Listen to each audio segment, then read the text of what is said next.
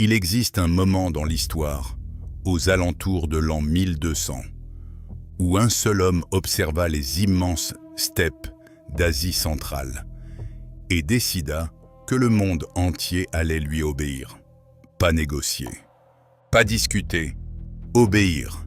Et pour ceux qui refusaient, pour ceux qui osaient lui résister, ou pire, l'insulter. Ce qui suivait était si calculé, si méthodique, si terrifiant, que même 800 ans plus tard, les historiens peinent encore à en saisir toute l'ampleur. Gengis Khan n'était pas simplement brutal. La brutalité est impulsive, désordonnée, inefficace. Lui faisait quelque chose de bien plus dérangeant. Il utilisait la peur comme une arme stratégique. Des châtiments si précisément pensés qu'il ne détruisait pas seulement ses ennemis. Il détruisait la volonté même de devenir son ennemi. C'est l'histoire des méthodes de punition les plus terrifiantes utilisées par l'homme qui a bâti le plus grand empire terrestre continu de l'histoire.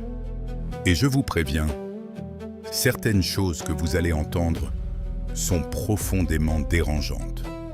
Pour comprendre Gengis Khan, il faut comprendre sa vision du monde. Pour lui, il n'existait que deux types de personnes, ceux qui s'étaient soumis et ceux qui ne l'avaient pas encore fait. Ceux qui se soumettaient, qui respectaient leurs paroles, qui payaient leur tribut, pouvaient bénéficier de sa clémence. Il récompensait le mérite, pas la naissance. Il garantissait même la liberté religieuse, à une époque où l'Europe brûlait les hérétiques. Mais pour ceux qui résistaient, la réponse n'était pas la colère, c'était pire. C'était une punition froide, calculée, conçue pour être racontée et redoutée pendant des générations. La première méthode, et peut-être la plus destructrice psychologiquement, était l'anéantissement total. Quand la ville prospère de Zhongdu, l'actuel Pékin, fut prise en 1215, la destruction fut si complète que des années plus tard, le sol autour de la ville était encore couvert d'ossements. Mais ce n'était pas seulement tuer. Gengis Khan détruisait tout ce qui donnait à une civilisation son identité. Les bibliothèques, les réserves alimentaires, les systèmes d'irrigation, les archives.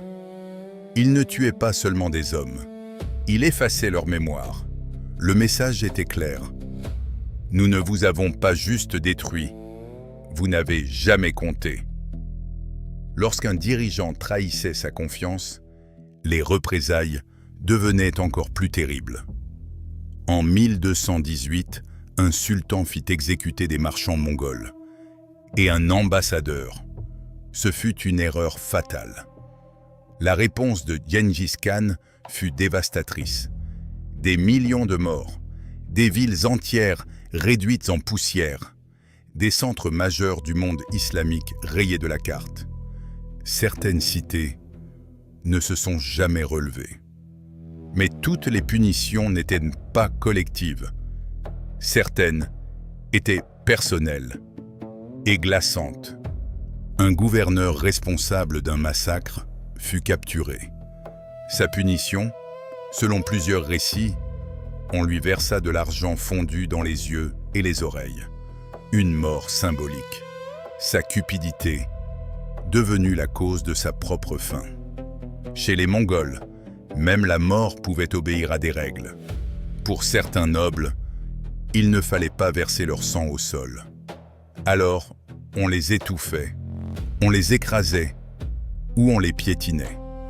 Une mort considérée comme respectueuse.